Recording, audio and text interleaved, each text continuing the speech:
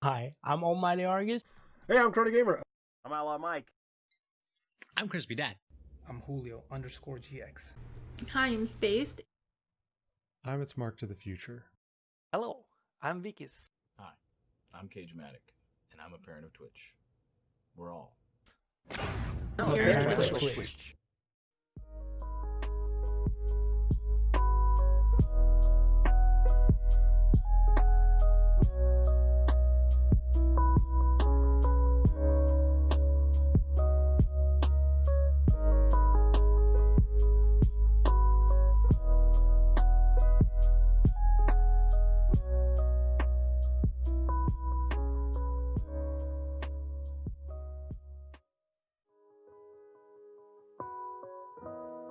Hello, everyone, and welcome to Parents of Twitch podcast. Hope you guys are doing great today. It's a lovely Saturday, and we have a special guest today by the name of Definitelyamimic. Say hello to everyone. Oh, hello, everyone. How's everyone doing? I hope you're doing well, and we have, as always, OutlawMyke. How you doing, Mike? Hi. I'm doing great. The stream wizard, Wekizz. Wekizz, say hello to the peoples. Hello, people. All right. So, welcome, everyone. Welcome. We're gonna have a great episode today. Talk about some good stuff, D&D, all kinds of crazy things. Oh yeah. And of course, probably streaming as well. We always talk about streaming and parenthood. So, Mimic, give us a little bit of background about who you are, why you started streaming, being a parent. Just introduce us to yourself. Tell us a little bit about yourself and kind of introduce us into your world. Yeah, absolutely. I'm 29, so still young, luckily. My husband's a little bit younger. He's 25. Everyone jokes about that one, but we're both military, actually. Wow. And what branch are you guys with? Navy, both. Yeah. Nice. So, yeah. Thank you so for your both service. Navy. Yeah, thank you. It's my pleasure, really, honestly. It's actually been a great job. I met him in the Navy, so it was kind of cool. And but we aren't deployers. We're kind of like stateside. Yeah. So it makes things a lot easier. But yeah, so I didn't really have a lot of hobbies when I met him. And then all of a sudden it was like a waterfall, and it was just I was like painting, and then D&D, and then slowly video games, and he just I told him I was never going to play D&D, and then I'm like DMing now. So it's this whole thing. And then my kid is 2.5. His name is Desmond. We got the name from Lost because that is a great show, and the rules don't apply to you, Desmond. I told you, like, everything is based off of something that we like. Cool. Yeah. And I just started streaming back in actually when my husband was at like work and stuff, I wanted to entertain him. And so when I was off, whenever he was working overnight, so I just started randomly streaming. I was like, all right, cool. I got a PC and started doing it. And then I was like, hey, this is pretty cool. And that's kind of where I am now. Were you a gamer before, like, streaming? Obviously, I'm guessing you played games and stuff like that, or no? I literally started streaming and gaming the exact same time. Like, I've had every iteration of the PlayStation. So I used to, like, when I was a kid, I played like Tekken and Spyro and stuff like that. Oh, Spyro, yeah. So, and then when I went on maternity leave, Spyro Remastered came out, so I was super excited about that. So I was like, yes, playing that one. My kid was, an infant. But yeah, I had a laptop. I played The Sims. That was basically all I had done other than, like the PlayStation kind of games. And then my husband games, and he was like, you got to try it. You got to get into this. So I just finally broke down, and one of my friends built me a PC and started. I Skyrim. I hit Skyrim super hard. Yeah. That's like the one. Yeah. I got made fun of because I was like, my husband was like, you're 10 years too late to this, but it's okay. And I was I straight just dove into it. I played Skyrim so much the disc broke. And like, it wasn't even a disc that broke. It was the center part that validates the disc, the little DRM piece. Yeah. So it just wouldn't read that it was an Xbox disc. Oh man. See, that's why PC is the master race, because you just download it and then you don't need it anymore. Hey man, listen, Xbox is basically a PC. Yeah. That's true. Yeah. Because you can't download the games and stuff. That just shows you how old we all are. Like like still using CDs, people are probably like, what do you guys download games and CDs? What, how old are you guys? Like 60 or something? Oh my god. Sorry. Yeah, because I remember I back bought in the this day- game one Yes. day, and I opened it, and it was like, where the hell is CD? There's no CD. Did they really ship it to you with no CD, Wekizz? I bought the game. No CD. Oh, that's awful that they just sent you a case with a code on it. It's No, like I bought it in a to shop. display it for no reason. Like I don't understand. Yeah, like why didn't they just send you like a little card, you know, Like like a a little little card? artwork piece or something that you can like kind Yeah. of like frame that you never will. It'll just like See- you'll just toss it afterwards. But no, I a think the whole last game, I think the last game I ordered, it had the disc in it, but it also had like a little card, you know, that was like, here's your key that you can go download it off the internet if you want to. Yeah. That's legit. But I don't. That was like 10 years ago, I think, probably. Yeah, That I bought. I don't even know the last time I bought a physical copy of a game. I think it was GTA 5. I think it was GTA 5 was the last physical copy of a game I ever bought. And just, I mean, Steam is just so easy to use. So I don't even know why. I don't even want to go buy any CDs. It's just you got to go places, or that you got to order them and wait for them to come. And it's like you just go on Steam and just instantly buy whatever you want. You know, the world's made us incredibly lazy, I think, but it's so much more convenient. The world's made us incredibly lazy, and I love it. And I love it. I'm here for it. But you were another mom. So tell us a little bit, if you're okay with it, a little bit about your kids, like how many you have, how old they are and stuff, if that's cool. So Desmond he's my only kid. We were gonna we talked about having 2 kids, and I just I had the one, and I was it's rough. I'm super good now, thanks. And so, which my mom is not happy about at all, ever. She's like, "Oh, don't you want another girl?" And I was like, "Yes, if the world worked that way, and I could say I would like this one, then I was like, but my luck, I would get another boy, and it would just be the worst." You just like order it online and okay, 9 months, you're gonna have a little girl. Your delivery day kind of thing. Yeah. We have 3 girls. So. Yep.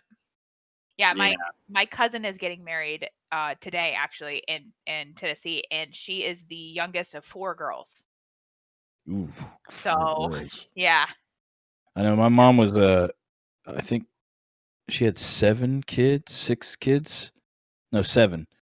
4 boys and 3 girls when she was born. And I feel like you don't see those big families anymore, you know? Yeah, because and then there's people who get married and they just don't want to have kids. And people, I remember talking to my friend one time, because he was talking to his friend, and they had been married. His friend had been married for maybe 6 years with this girl, and he was like, when are you guys gonna have kids, man? And he was just like, we're never gonna have kids. And it was just I waited 2 years. So we got married in, we got married in December 2015, and then we didn't have a kid until August of 2018. And so I was asked constantly, when are you gonna get pregnant? And I was like, no, let me go places. Let me go do some stuff. Right. You want to enjoy, I feel like you want to enjoy marriage a little bit. Yeah. I was like, that's what we went to. Our big thing was we wanted to take the trip of the lifetime. So we went for 21 days to New Zealand or something. And then afterwards we're like, all right. Okay. Oh, wait, you went to New Zealand? I did. I went to New Zealand for 21 days. It was like a honeymoon, but a year after the fact. Yeah. I think we had our honeymoon. I think it was 8 or 9 months after we got married. So we moved because we moved from California to Maryland, and then we went to New Zealand for 21 days, and it was so good. But you can't do 3 weeks with a kid in a foreign country. That's ridiculous. That's crazy. Dude. Nah, man. So, that was my goal. It was I want to go there and do that, and then we can talk about it. Gotcha. Yeah. How was it, by the way, the trip to New Zealand? I mean, that's beautiful countryside out there, man. Oh man, it was fantastic. So we flew into Auckland, which is just a big city. It's a big city, like any big city is. And then we went to like I told you guys, I'm a nerd. So we went to Hobbiton and did like the whole like feast at Hobbiton and like That's saw exactly what I was about everything. to ask. Yeah, yeah, sweet. That So was you one have of a the feast? There was a feast that you could like eat Oh there? yeah. Oh yeah. So usually you just do the tour. So like the tour, you pay like what, like $30 or something, and you go and you see it during the day. So Yeah. the feast option is on like weekend nights. You can pay Ooh. even more money, which why not? We saved up for this. And you go and you like get to see the houses like just at dusk and then at nighttime. So they light all the candles and lanterns and stuff all around the path. And then Right. so you get to do the walkthrough and you still get the same thing everybody else does, like the tours and stuff. But then you end in the you actually end in the pub there and drink ale and have this huge feast with food and everything. Yeah, you feel like a hobbit. It's fantastic. Dude, that's awesome, man. Yeah, it was great. And you get like free like the cider, like alcoholic cider is like probably the best thing I've ever had in my life there. Yeah. Do they make it on site? The cider, or do they So is it I think there's like a local cider. Is a cider? I think it's cidery. I think there's like a local cidery that they get it from, but Yeah. it's I don't think it's on site, but it's definitely their brand. So I mean it's big barrels of But the you stuff actually get to go in the houses and stuff too? So the houses, big bummer, are fake. Oh, There's only a couple of them that are like man. real. So I was at least hoping like, oh, maybe bag end will be like real. Like maybe it'll be a real one. You can Right? open You up the could go door in and like look touch the No, table and it is sit in like the chair. yeah. So technically, you can open up the door, but then there's like you get like 2 feet, and then it just hit like a dirt wall, and then there's like a big like so it's basically like a big like to make it a building because they had to do it. It was like it's just like this pathway around the windows around the whole thing, and that's it. That's all you could do. Gotcha. Pretty disappointing. But I was about to say that's very disappointing. You're like Yeah. so Wow. excited and you see the outside and you're like, oh my god, I'm gonna go in and I'm gonna be where the hobbits were. and then you're like, oh nope, it's a movie set. Nice. Yeah. Wah, wah. All right. Well, speaking of Lord of the Rings, like fantasy stuff like that. Mike was telling me that you're into D&D, and obviously your name Yeah. is a D&D monster. Yes. Yeah. How did you come up like out of all the monsters in it, which I love the mimic monster. It's really It's so cool. It is. Yeah. It's a great monster and stuff. It's and so classic. It's like not really, exactly. It's not out there. It's one of those monsters that was back in the day, like D&D 3.5, like the red box edition. Like that was one of the OG monsters, I guess you would call it. Yeah. Hey, can you guys explain what a mimic is? So yes, go ahead. So a mimic is like basically it's this monster that has it can take the form, like its flesh can take the form of pretty much anything, and it usually does things that like takes the form of something that adventurers want or like attracted to. Yeah. A chest like of gold is like the most a mimic will be in like a dungeon, and then it'll take the shape of a chest because the adventurers are going through and they're like, oh shit, a chest, let me open this up, and then boom, it eats them. So, but they say like it can literally be anything. It could be like a bed. It could be technically a house, I guess. If you, Yep. It literally mimics whatever your like your, treasure. That's why the chest a lot. It's like because people want treasure. The adventurers want One treasure. more question together with the mimic. Yeah. Have you played Ragnarok Online? No. The mimic Right. is the enemy monster in that game. Really? It's a small chest with small eyes. Yeah. So you can Nice. Google that if you want, but Okay, that's where I was like, oh, that's where I know mimic from. Yeah. So funny enough, I loved one of the first games I ever played with my husband. Like once actually we played on a PlayStation, but was Borderlands. And it was Borderlands 2. So they have the Tiny Tina's Assault on was it Dragon Keep DLC that you could do. Right. And I played that, never having played D&D before. And he didn't warn me about the chests, some of them being mimics.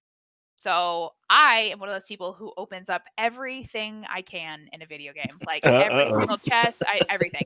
And I went to go open up a chest in like the first 2 seconds of playing this DLC, which we had already beat the game by this point. So I was like, oh, I'm good. Like I got this. And I opened up the chest and out comes this horribly terrifying thing. And I'm like, what the fuck is that? And he's like, oh, it's a mimic. I'm like screaming and next to him, and he has to come rescue me. And so like that's actually literally how I got my name, is because I from then on for like the whole thing, that whole DLC, I would just be like walking up to a chest and I kind of like, all right, okay, this one's not a mimic. No, this one's definitely a mimic. It's definitely going to be a mimic, and it's going to stare. And every single time, no matter what, it would scare the crap out of me.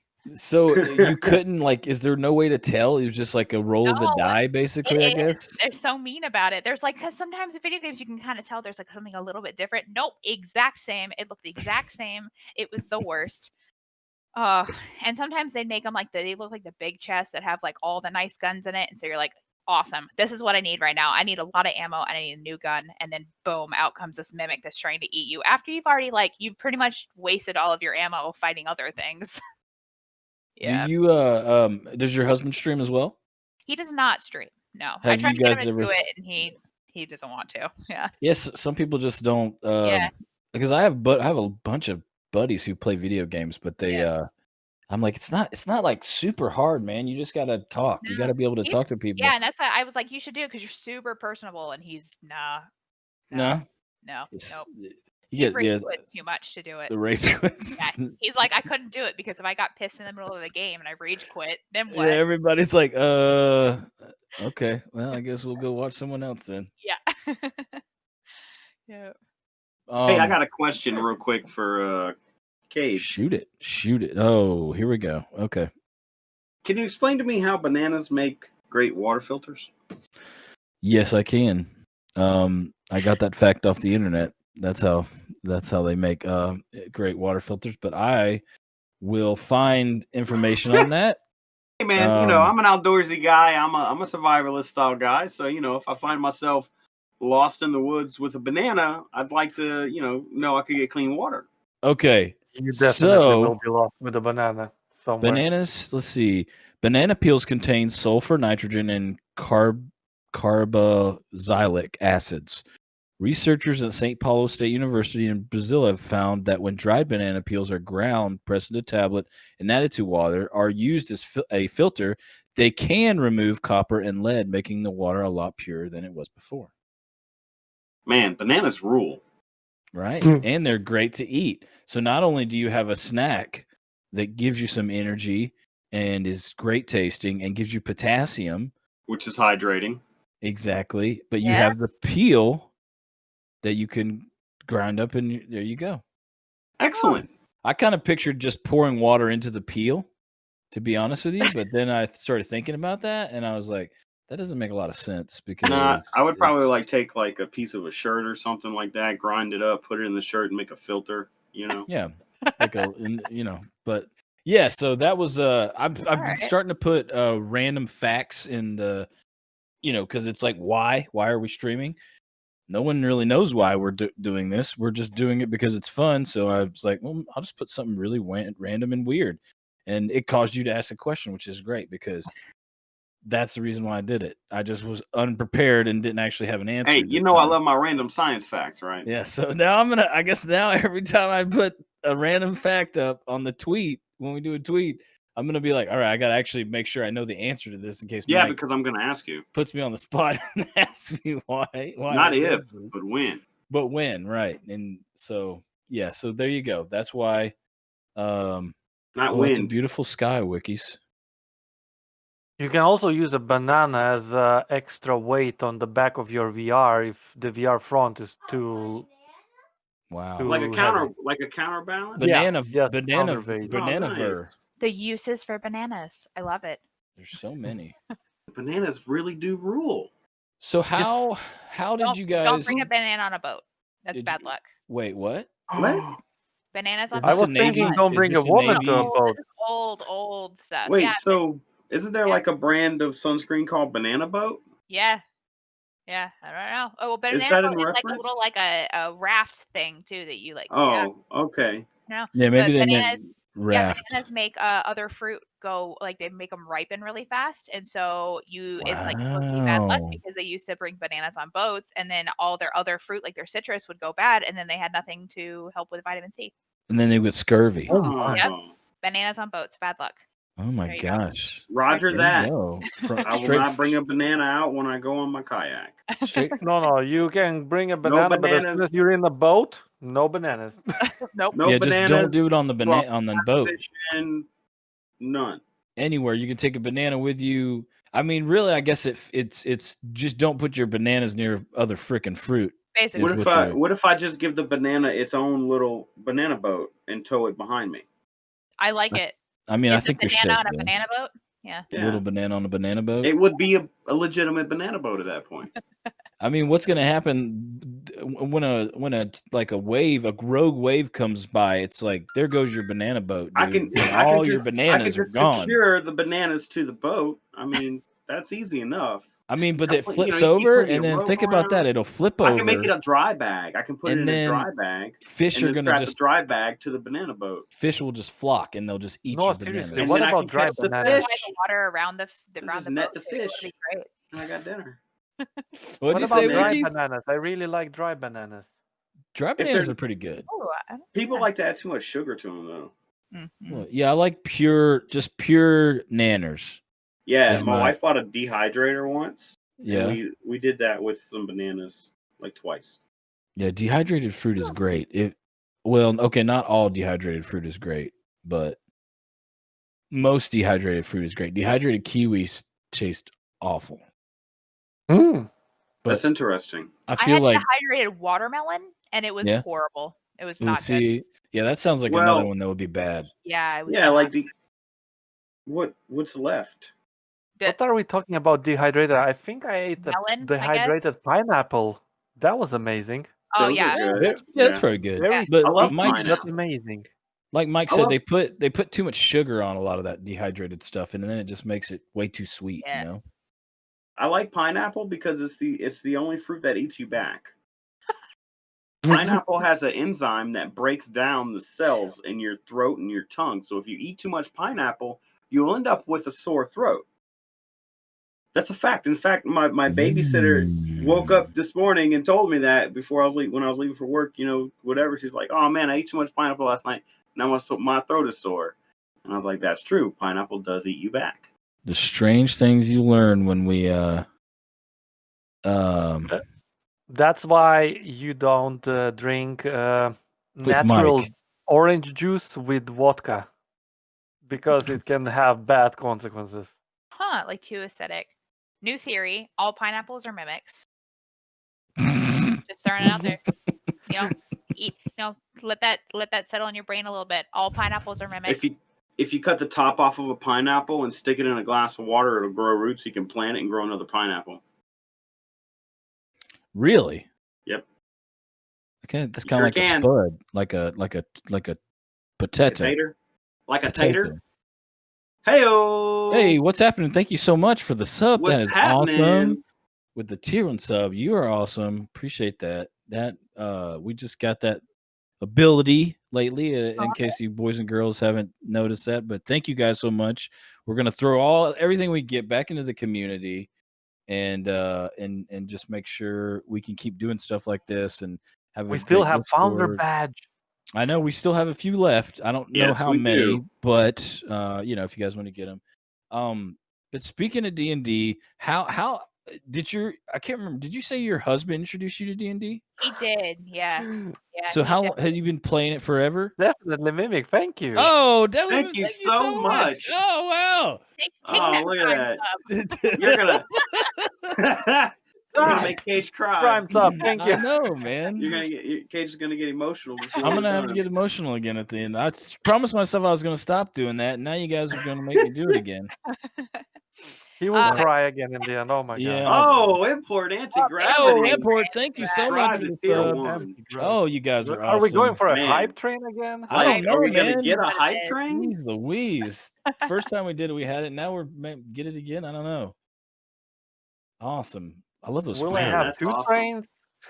That's cool. That's a cool effect with the I confetti. do. I like that. Right? Yeah, I also like Right? it. Oh, we got a level 1 hype train. Oh yeah, 94%. Dog. All right. Yeah. So talk to us a little bit about D&D. Yeah. How long he's been playing. It sounds like he's probably been playing it for a little while. And what intrigued you to, because you know, a lot of my friends, they're kind of like hesitant when I try to get them to play D&D. They're like, really, like I use my imagination. Sounds kind of lame. And I'm just like, no, man, it's fun, dude. You get in with your buddies and you start talking and you're joking and it's great. And when they do play, they realize they're like, oh, okay, you know what? You're right. It's a lot of fun and I enjoyed it. So I'm just kind of curious, like how he got you over the hump, I guess you would say. So yeah, I was definitely one of those people. Like I was not gonna do D&D. I told him, I was like, that's not something that I would ever do. So which now it's hilarious looking back and saying that. But yeah, he's been playing it for a long time. I mean, probably since he was like 12 or 13, I think he told me. He was young. I don't actually remember when he started. It was 4th edition, 3rd edition, 3.5, something like that. His grandpa got him into it and he played with his grandpa and his dad, and yeah, he kind of continued it. And then whenever we moved out here, he hadn't played 5th edition yet, so he wanted to do it, and he was like, oh, you should join us. And I'm like, no, I'm like I'm like book show nerdy, but I'm not D&D nerdy. Right, that's what I'm saying. That's what they're like. Apparently, Oh, I'll play video games, but I ain't playing D&D, bro. it I was ain't like that this nerdy. imaginary line that I had drawn, which is ridiculous because I'll binge watch all of the Lord of the Rings like with no problem and then talk about it. But like I just D&D was a line for me, I guess. Right, it's like it's just like a line. You're just like, I'm not prepared to cross that line. Like, no, I'm not gonna go there. I want you to know that. So like I laid down that really fast. I was like, no, this is not happening. You can do it. You can have people over. That's all right. You do, man. You do your nerd thing, and I'll do mine. And then he started a campaign. So he started Curse of Strahd, and he wanted. That's a good one. Yeah, and he loves it. He's read it like 4 times now. Of course, it's like the 4th one, but none of them actually been finished because they've all been just tragic endings. Is he the DM usually when he's doing it? Yes, he is the forever DM pretty much. Is he a party killer? Is he like to? He does not. He does not like to kill players at all. Yeah. Like he will. Yeah, he tries so hard. Unless you're absolutely stupid about it or like a moment, he's like, please just don't do what you're doing. He's just like, just have a little bit of common sense, please. Okay, Jesus, Louise, people. Yeah. So yeah, he wanted me. He said, well, why don't you try to like just voice an NPC? And I was like, no, I'm not. I mean, maybe, but like, no. And then I was, I kind of refused, and things like as D&D does, people couldn't play and it got canceled and stuff like that. And then we got to Christmas time and he was like, hey, I want to do a Christmas one shot that's kind of like quirky. And he was like, I really want you to play. And that's how I got you the one shot, because you're like, okay, if I don't like it, I guess I can. There's just one of them.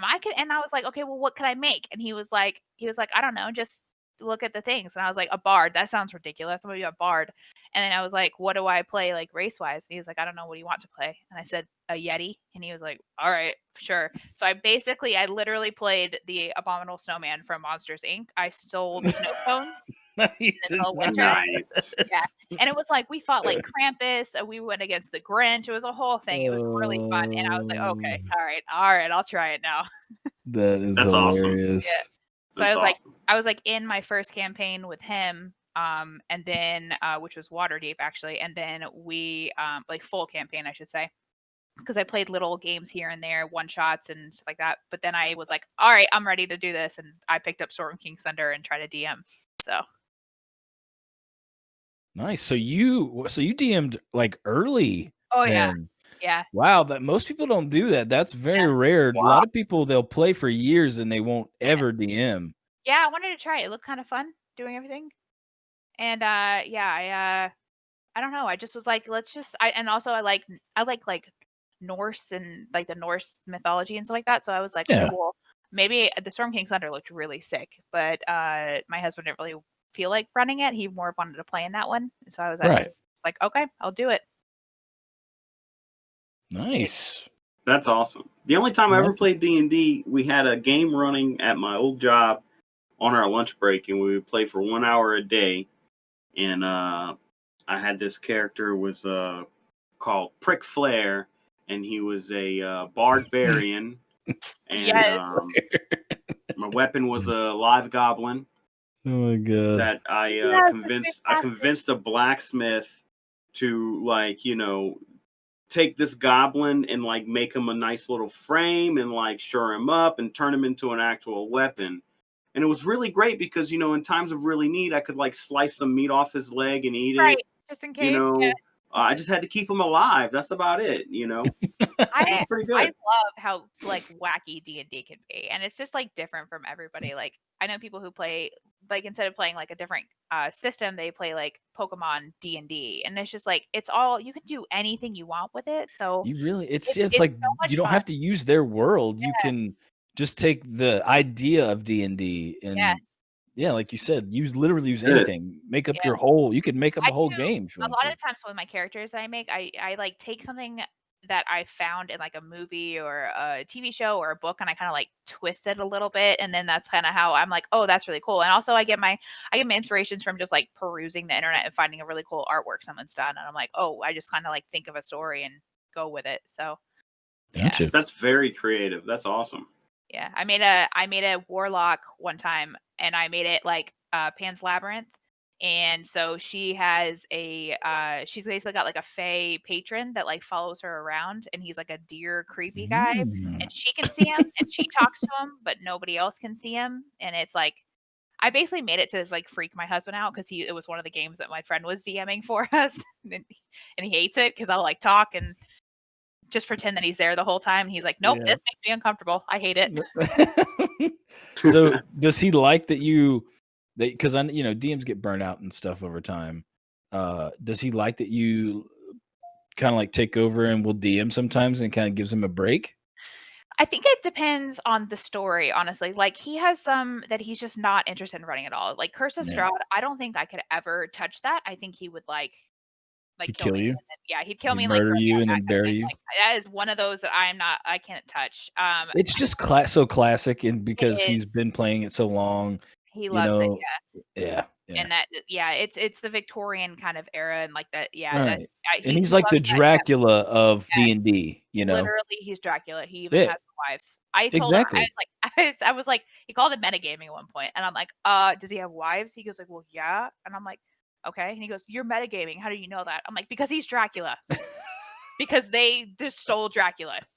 You're like, are you mitigating?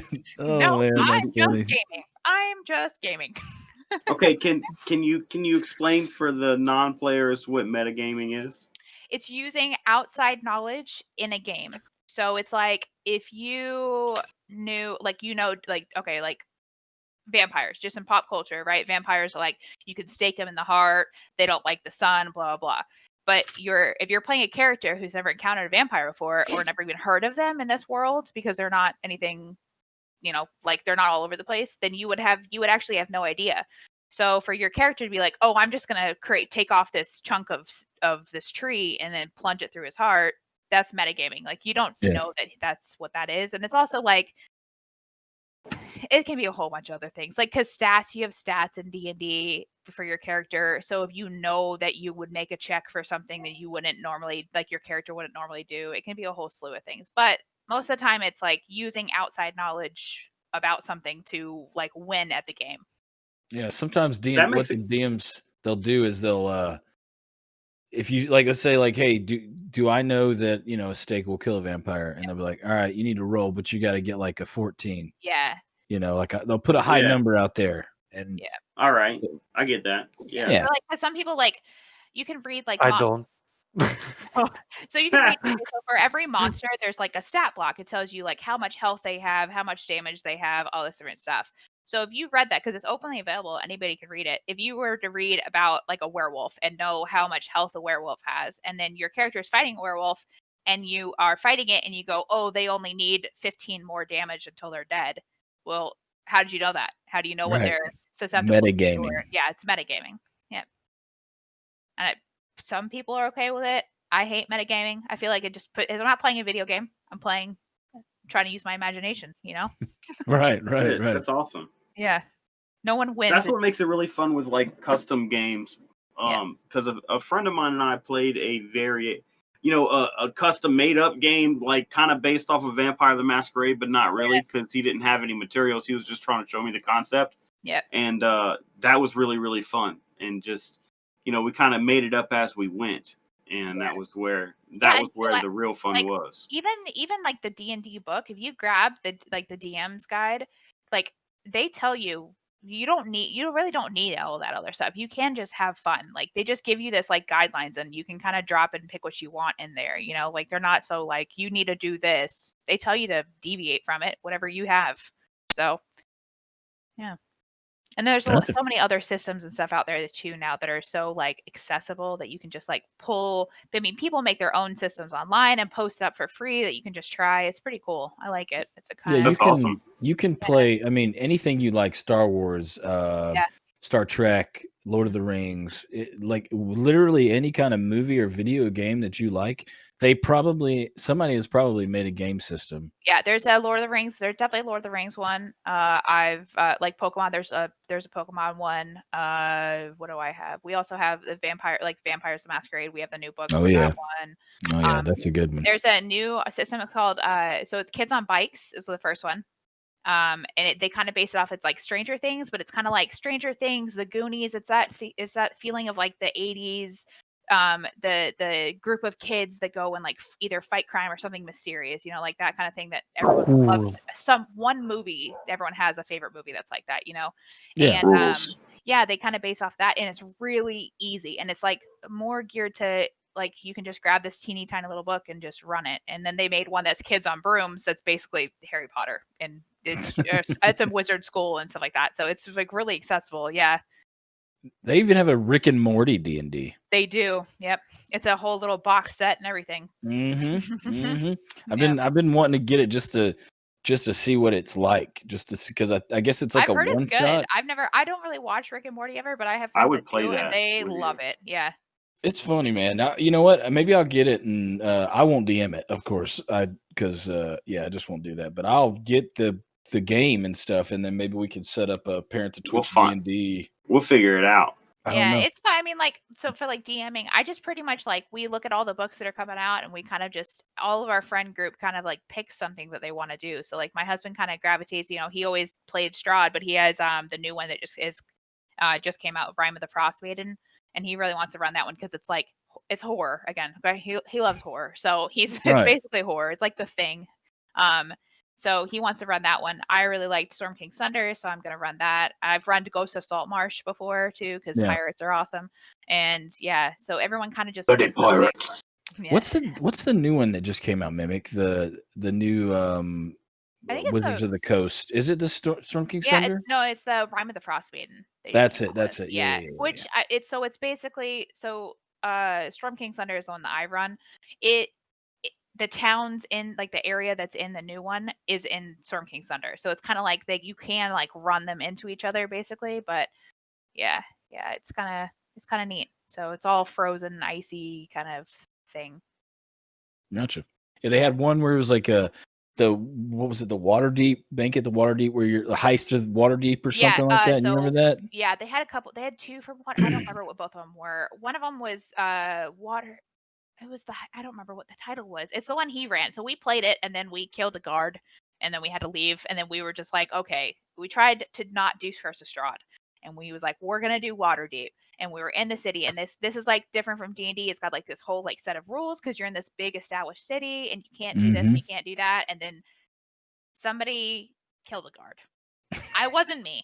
Okay, I was just there, and I ran, and I was like, I'm not gonna do this, and it turned into such a shit show that there's always one of those players, man. We stopped, and we were like, oh, except it was like 4 of them. It was like 4 of our 5 players are doing it, so we just stopped, and my husband was like, I think we're gonna bring your characters to Ravenloft. We're just gonna do Curse of Strahd and take a break from this because I don't know how to fix this. Yeah, like you guys killed the guard you were not supposed to kill, and that was like broke the game. You broke the game. That's what y'all did. Yeah, so we broke it.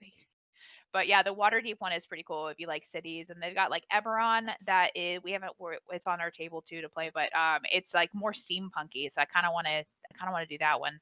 Cool. That sounds fun. Yeah, that one looks pretty cool. It's got like airships and stuff. Yeah. Gotcha. Yeah.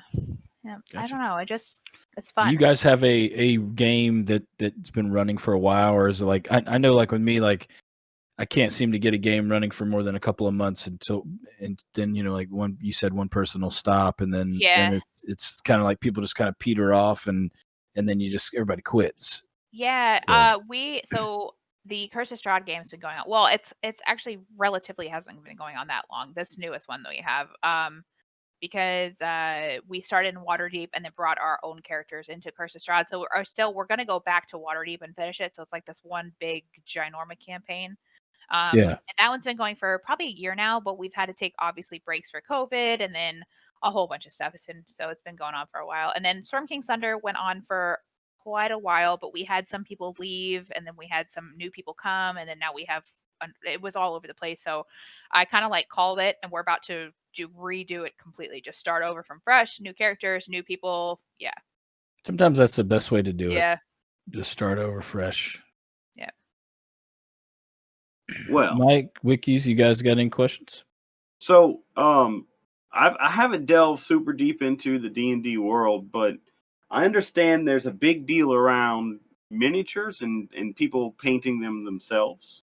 Yeah. Yeah. Actually, I brought two up here because I was yeah. like, I bet they're gonna. Oh yeah, man. So yeah.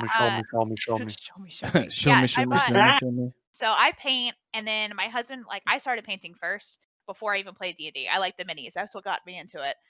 Yeah. And then my husband was like, okay, well, let me try a couple. And so I kind of got him into it. And now it's gone downhill. We're into Warhammer now. We have so many armies, and it's all over the place. So here's one guy. Whoa, Beholder, Whoa. nice. Yeah, I painted him. Actually, I did him on stream for. Dude, that is wicked. Yeah, I did him on stream for Rime of the Frostbite. I don't know if you can see. Oh yeah. So can you tell me about this creature? So the Beholder is pretty sick. He lives in the Underdark usually. So this one I did him Frosty, but he lives in the Underdark, and like each one of his little eye stalks does a different damage. Like it's all So and it's horrible. He Say is eye sock. eye stalks. Eye stalk. Yeah, it's Okay, like fair enough, fair fingers. enough. They're like Yeah. fingers, but with eyes on the end of them. Yeah, Will I I'm turn like- to cool. stone if I look at it? No, so yeah, I'll let her explain it, but like they're very high level wizards most of the time. yeah, they're pretty Oh. scary. I've Yeah, only oh, ever yeah. fought one once, and we ran. We were like, no, thank you, No. we're good. Bye, Felicia. Yeah, nope. Yeah, one time I remember we ran into one in a party I was in, and I think we had like 7 people, and 3 of them died from the fight. Yeah. And one of them was like paralyzed. They literally each eye stalk can do like different things, like a ray of enfeeblement or a paralyzed ray. They're crazy, man, to like fight. You have to, you know. I think they have lower level ones, but most of the time they're like, you got to be a high level person. And then there's like a gazer and a yeah. there's a gazer and a spectator. Those are like baby ones, and then they've got like a zombie one that's terrifying as well. A zombie beholder? I don't think I've ever heard of it. Oh, So yeah. is yours a frost beholder? I did. I made them like a frosty one because I That's predicted cool, that they're man. gonna put one out. So I was like, you can paint. They really like don't have a color. Yeah. They kind of like whatever, they're in the Underdark, so they were like dark colors, but Yeah, they can be anything. So I painted one. I have another one I painted, and he's like black and a little bit of red. But this one I was like, hey, Rime of the Frostbite. Maybe there's gonna be an icy beholder, and I'll paint it beforehand. And then here's like the biggest mini. My husband actually painted this one, and I did all like the basing detail work. Ooh. Whoa. Yeah, Froghemoth. He's Oh pretty my sick. god, that thing is wicked. That is Yeah. a really good Wow. paint job you guys Yeah, did, so we man. put some resin on him and dripping down and stuff like that. And then I didn't know what he needed this for, and turns out it ate my character. Like the first time it like just came out and he ate my freaking character. She's still alive. I made it out, but yeah, boom, got swallowed in the first 2 seconds of meeting this guy in the first thing. I'm like, well, thanks for I'll be sure to help you with more minis later. Can we get more details how you made it out? Do you think let let me guess, like a Jim Carrey through that rhinoceros back? I accidentally shocked it, and apparently froghemoths are susceptible to lightning, and No. I had like a glove, like a lightning glove, and I accidentally shocked it, not knowing I was just trying to do something, and Which end did you come and out? He did spit me out. Yes, Okay, that's did good. spit me out. That's probably the Luckily. best end to come out of. I feel from a frog hemoth monster. Probably. Yeah. Do you think do you think your husband, when he's DMing and you're playing, do you think he like, does he not favor you, but like, is he always trying to kill you just because you're Okay, his, you know what I mean? I have to admit, I play a fighter in the Curse of Straw, but I play a gunslinger. So it's like critical role, like Matt Mercer made a Ooh. gunslinger class. Oh yeah, and I was like, yeah. that's sick. So I've got like a 2-shot rifle, and then I've got a pistol, and then like I basically made a critical role character by accident, and then just kind of leaned into it once I figured it out. Yeah. And so I tend to be I seem squishy, but then I forget that I'm a fighter, so I have a bunch of health. So then whenever I get into 1-to-1 combat, because I usually shoot from super far away, so I'm not usually in it, I still Yeah. live. So I think it makes him mad because I also do the most amount of damage. Right, so you're tanky I'm and pretty DPS. sure- I'm Yeah. pretty sure this guy right here should just like It's like payback. give it to me a little bit. Yeah, he was mad. So he was like, immediately I was just by a river, not knowing anything was going on, and then I get freaking swallowed. Sounds he was fishy like, to I me. had to take you out first. You were closer to the Yeah. lake. Sounds fishy to me, pun intended. Yes, that's it. Yep. Yep, there we go. Oh That my. was it. That was my character. Oh God. In case the people who are listening, if you're not watching this, we're watching the part of is this Ace Ventura, right? Yep. Yeah, where he's coming out the rear end of that rhino bot thing. And it is Now I'm just glad. You think he improv'd all that? He probably did, right? Jim Carrey had to have. He definitely did. Good. I'm sure they probably gave him something to do, and he like tore it up and was like, "No, I got this." Yeah, Mommy. Yeah, and he's like, no, this Okay, is that's gonna enough. be great. Thank you, Wekizz. That made my night, buddy. Because he's coming out naked, if you didn't know. yeah, Yeah. exactly. Because he just like pops out at the end. Yeah.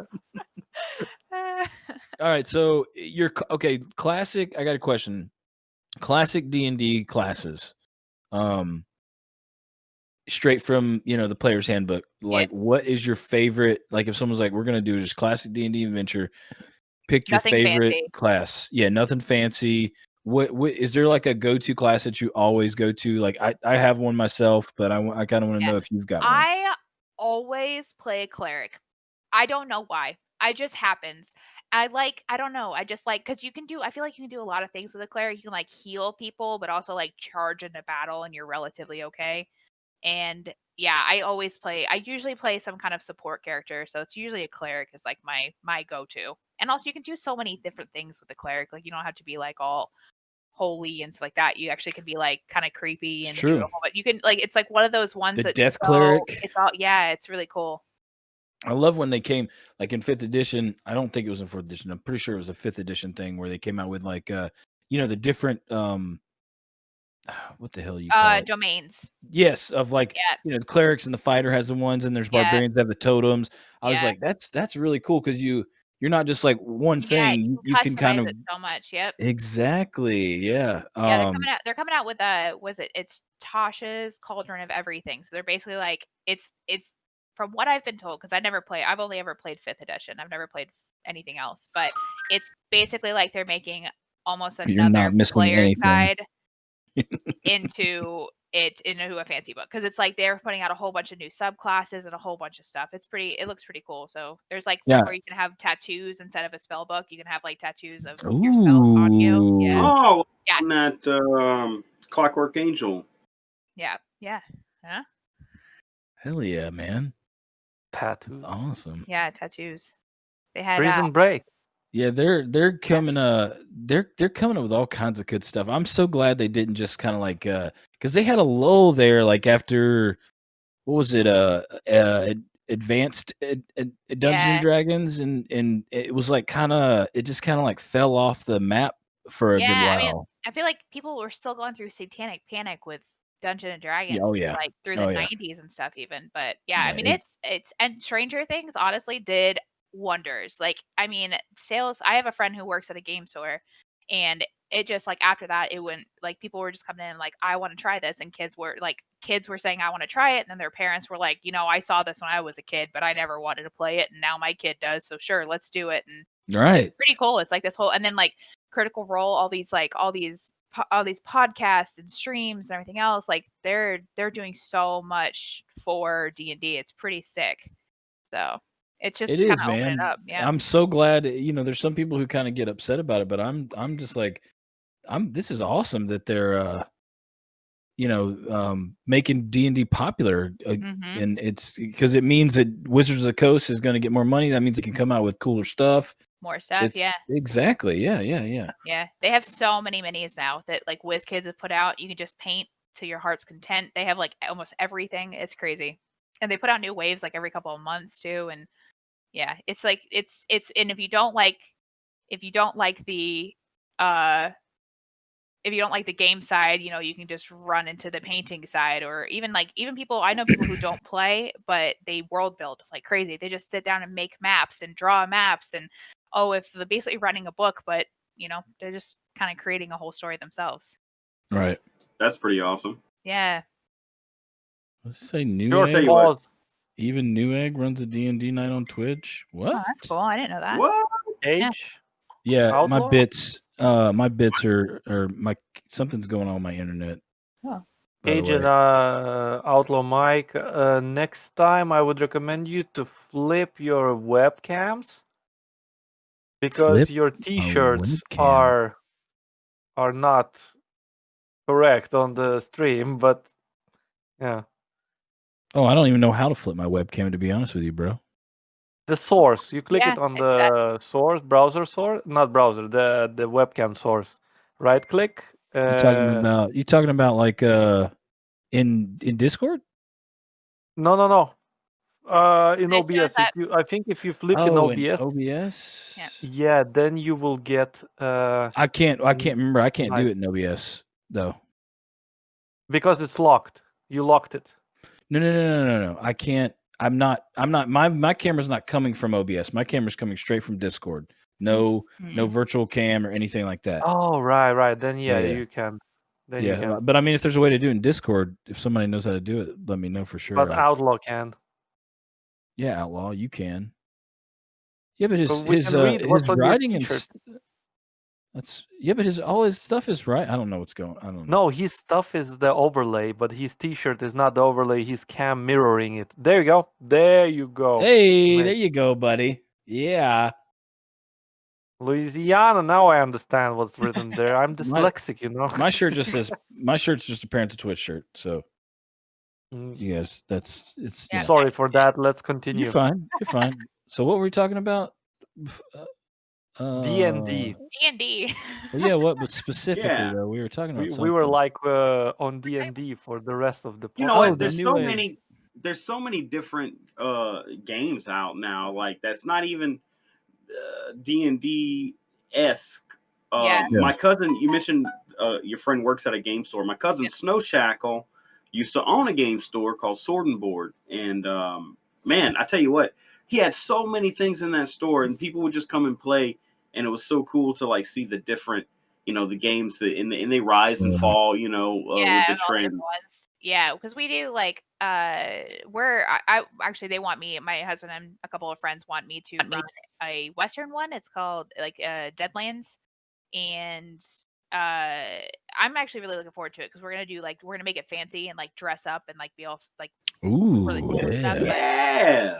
Yeah. you So that's go. we're basically gonna start doing after this whole thing, after everything calms out of the world, we're gonna start doing like once a month on a Friday. We're gonna do a fancy RPG night and like not D&D. We're gonna play some other system once a month It's and like dress right. up and everything, just so we can get a different taste for it because we just stick with D&D and then we don't see anything else out there. So Right. That's And you so might find a cool. game that you really love, like War. Like I I always saw Warhammer, and I was like, man, I don't think I could do that. And then I actually got into playing some video games of Warhammer, and actually played the Warhammer Fantasy game, and I was like, this is actually pretty cool. Yeah, we have recently sunk down that financial hole. Oh my god, dude! That the freaking figurines and stuff of Warhammer. Oh my We started lord! with Kill Team because it's just my husband was playing Kill Team because he was like, I'm not gonna play a whole war game and spend $300-$400 on yeah. an army. And then I was like, okay, I'll play Kill Team with you. So I picked up Tyranids and I told him I was gonna play the Tyranids if I could play them like blue crabs. And he was like, no, you're not gonna. I did 100%. I was like, I'm in Maryland now. I gotta embrace this blue crab life. All So right. they all look like crabs. And then it has just gone from there. We now just started getting into Age of Sigmar, but like full armies. So it's just So you guys went fantasy instead of a lot of people like a lot of my friends and stuff who play it, they like 40K. They don't really like fantasy. So it's yeah. hard for So me we to, did the Kill Team for 40K is pretty cool because you can just kind of like I don't really like the 40K storyline. I don't really like yeah. I don't like future fantasy. I like Yeah, it's got to be something you're really into. Like Star Yeah. Wars is probably the only future Yeah, fantasy sci-fi thing that I would do, and have a lot of fun doing it. You know what I mean? Fantasy is just Yeah, don't same. And so we picked up, I kind of, they wanted to go 40K and I was like, well, I'm kind of more interested in the Age of Sigmar. So we kind of went into that. And now we're all of our friends are buying it. We each have our own factions, just so many things to paint and put together. Yeah, after Age of Sigmar, it just went to shit. Warhammer, it seems like Warhammer fans just went to shit, man. But and that's one cool thing. You guys love to paint figurines. You're gonna have a butt ton of figurines to paint when you play Warhammer. Man. More than I can probably paint. But here we go. We're here. So do you on your stream channel and stuff? Do you mostly do D&D stuff, or do you play? What kind of games do you play? So I play Skyrim, obviously. Duh. Yeah. Skyrim, Overwatch. I'm horrible. I'm like not horrible, but I'm not good. Yeah, team noob. I love playing Overwatch, but I suck. Yeah. See, I love Junkrat's my favorite because I can panic smash buttons when somebody comes at me, and then I kill them, and it's great. I love the panic, man. Any character that has that like panic where you just and you just hit a bunch of buttons and you're like, okay, stuff at them, they're coming at you. You're like, oh my god, yeah. I survived for now. I like Overwatch. I've gotten relatively good at it. I just don't like the competitive side, so I don't ever do the actual like competition type stuff. I always end up healing because I play with my two cousins, and one's a tank, one's DPS, and I heal, and we always get matches fast. Yeah. But it always kind of ends up sucking because I kind of suck at healing. I found I always play as Mercy.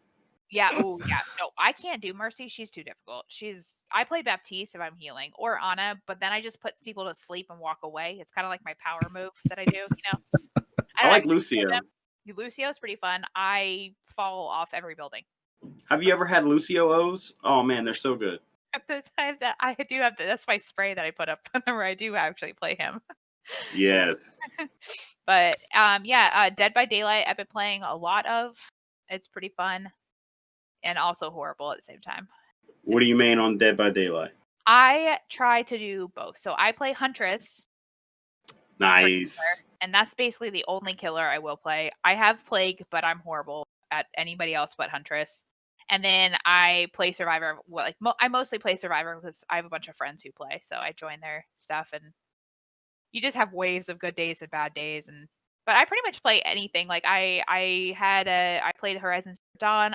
I go through games a lot, and I'll like pick one up and then drop it. And so that's how I am. I try to stick to one or two or five games.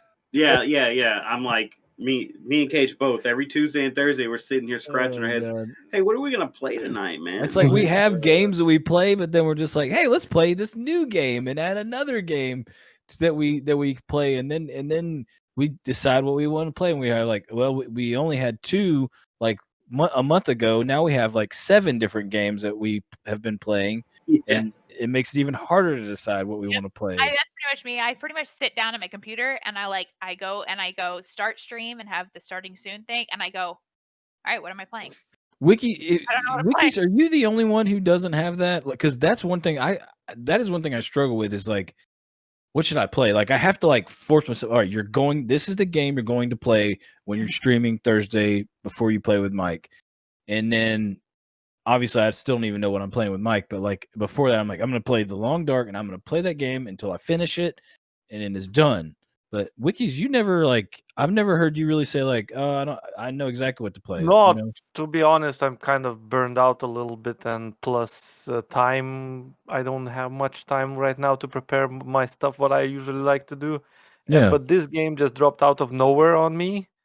Like literally 5 hours ago, I got a key, and that's why I streamed today that game. And I didn't even need to ask. I was planning to stream Genshin Impact because I'm kind of playing it more mostly. Yeah, you're in playing Eve general, and Genshin right now, right? That's like your Eve two. only on Sundays, because Sundays I like to just chill. Yeah, And Eve is very chill space environment. I kind of like that you space listen to some environment. music, you surf around space, maybe go kill a Yeah. couple of pirates or mine. Killing those pirates something. takes time. You can literally just sit like this, like Yeah, you're just orbiting okay, around them, just taking them out. target this one, click. Plus, it's got Attack, beautiful click. graphics. There you go. Yes. What's your amazing. go-to game? Like, if you can't decide, you're like, because I have a game like that I League. like to play. Yeah, Rocket League. What about you, Rocket Mike? League easy. I can go anytime with Rocket anyone. League. That makes sense because you can play with a bunch of different people too, and like I've seen you play before, so you obviously have some skill at it. So it's nice to be able to just be like, you know what, I don't know what to play. I'm gonna go to my go-to game. I'm good. I'm decent at it, and I can play with some friends or not, or I can just play with random people.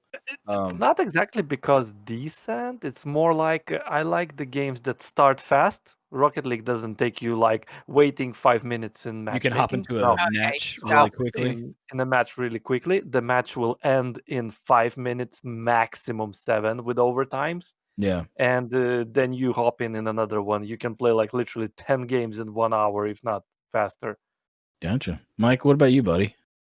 So my go-to game, it's a weird game. I don't think anybody, I mean, maybe everybody knows about this. I like to sit at my computer and I'll open a game and then close it. And then I'll open a different game and then I'll close it. And then I'll open this game over here. Nah, I don't want to play that. I'll close it. And I'll do that about 6 or 7 game times. first you open and close? But is it always the same game you first open, or is it just random? No, it's usually random, and I always probably end up playing like Warzone. Yeah, so that's your go-to. So much. Warzone or something like Spellbreak or something that's like match-based that I don't really have to invest too much time into. It's quick. You can get into something quick and play like now. Yeah, like Squadrons. Squadrons, I guess, would be my go-to because that's the one I've been doing more often lately. Mimic, what about you? Do you have you were telling us about some games, but do you have one that, like you're saying you're about to hit the stream button, you're like, wait, what am I going to play? And if you can't decide, you're just like, is there a game you kind of like, you know what? I'm just going to go to this game. I'm like, you're comfortable. It's like your comfort game, I guess you would say. Yeah, it's pretty much Skyrim. I run into it because I'm not even that far into the main quest. I've done so many like extra things, so I just kind of run around and because I can do whatever I want. If I want to do the main quest, I can do that. If I want to do like vampire themed things, I know, and they have so much DLC for it too. So it's basically, and then you could be like, do I want to build a house? Do I want to play The Sims but with axes? Yes, let's just so yeah. Bro. So Skyrim. Or you could just you could spend hours looking just at mods for Skyrim on stream if you wanted to. Yeah, just looking through things. So yeah, Skyrim's my go-to. I've been playing it's either Skyrim or Dead by Daylight. The only reason why I've been playing Overwatch recently is because it's the Halloween event, and I love events and loot boxes. So of course. Wait, so tell me about this Halloween event because I need to know because I'm doing the Halloween event on Warzone just because it's a Halloween event. Oh yeah, my husband played that one for the Warzone one, and I could hear him through. Like I'm upstairs, and I could hear him through the floor yelling about the zombies and everything. And I watched it, and it was oh my god. Oh my god, that's funny. I kind of suck, so I get to play as a zombie a lot, and it's so much fun being a zombie. That's what he was like, you should try it. And I'm like, I would always be. The great thing about me playing regular Warzone, which I've only done like twice, is that when I die. And I die in the gulag inevitably, obviously. I just get to have a break and breathe for a minute. And I was like, so now you want me to continually play until I'm at, no, thank you. I'm good. But no, the Overwatch is good right now. I like it. The Warzone night map, they have a solo mode, and I like to play solos normally. And It's probably why I never win because I'm always playing solos. But I'll get like up there, like 6th, something like that. But I had I had like 10 kills, and there was still like 50 people left. Like I was just wrecking fools left and right just because it was nighttime. Yep. Right. I say that, but I also finally put the Dolby Atmos on this computer, and that makes a world of a difference. You can literally hear the material they're walking on, and know exactly where they're at. I heard that Warzone event is actually the best Halloween event that's going on, because between Overwatch and Dead by Daylight and everything else is going on, but Warzone, they put so much effort into the nighttime and then the zombie mode and all that stuff you can get for it. Yeah, I heard it's like the best thing. So Overwatch it's just a Halloween thing? Is it just like Halloween, or is it like the zombie? Is it just the, you know what I mean? Like, is it like their zombie thing because all of them have the, their zombie modes, or is it just they have like a special zombie thing for Halloween? Special zombie, yeah. Okay, Like you so go in the battle royale and then Okay. So Modern Warfare does not have zombies, but the next game coming I'm out, thinking of Call of Duty. Black Ops does have zombies. So it's kind of like perfect time for them to transition to put the zombies in Warzone and to let people know, nudge them into that transition, because Warzone's still going to stick around. With Black Ops, it'll just be the Black Ops base game and Warzone. Yeah, I got you. You know what? I've been while you guys are talking, I've been trying to think of a game that is my comfort game, and I think before Baldur's Gate 3 came out, that's probably my comfort game now, because it's D&D based, and it's like I can just play D&D online. Like I'd probably play EverQuest, P99 EverQuest that I play, but I think everybody in my stream would probably hate it and like leave, and they would just not come back anymore if I played it, because it's one of those games that not a lot of people like, and they're kind of boring, and you sit around a lot and met up, and anyways. Well, you are not bored on it. I'm not bored, but literally when you go to Twitch and you look up EverQuest, there's like probably like no people watching it. 0. That's it. You could be that one person though. I could, yeah, watching myself play. Hey, sometimes that's all you need, baby. It used to be DayZ though. Before Baldur's Gate 3 was DayZ. If I didn't know what to play, I would be like, you know what, I'm going to stream DayZ just because I know how to play DayZ. I'm decent at the PvP, and it's probably one of the only games I'm decent in PvP. I'm just not a PvP guy, man. I don't know why. I guess I think it might be just because I get very angry when I lose at myself, and you're like, you suck. Oh man, you suck. Whoa, you totally should have got that guy. You had that guy. Like you shoot and you miss something. You shoot the guy, but you miss him, and then he turns around and he kills you. And you're like, if you just would have shot him and aimed and hit him, done it perfectly. Damn right? it. If you just would have done it perfectly, you'd take it. So yeah, that's probably my go-to game. PG3. Aim small, miss small. Aim small, miss small. There you go. But so how did you get into, when you started streaming, like what did you decide, what made you decide what you were going to stream? I mean, obviously the D&D probably had a little bit.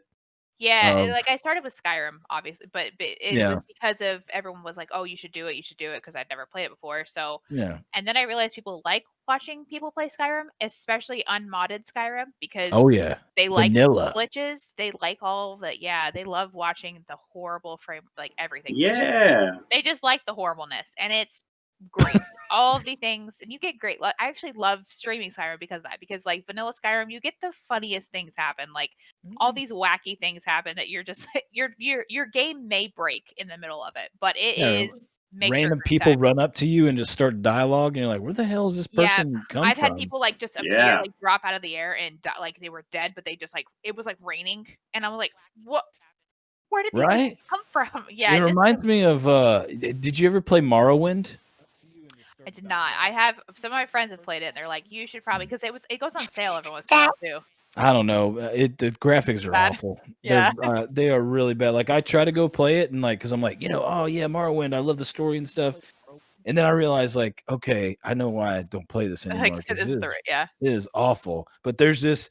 When you said that, that's what funny. Sorry, Cagematic, but you sounded like that when you asked questions. Have you ever had a dream that that you had you could you could do so you want him to do you so much you could do anything. Oh man. Hey, at least he finished, man. You know, He got Yeah. there. enough. Oh my He god. finished. Now I don't even know what the hell I was saying because you did that, Wekizz. What the hell was I even talking about?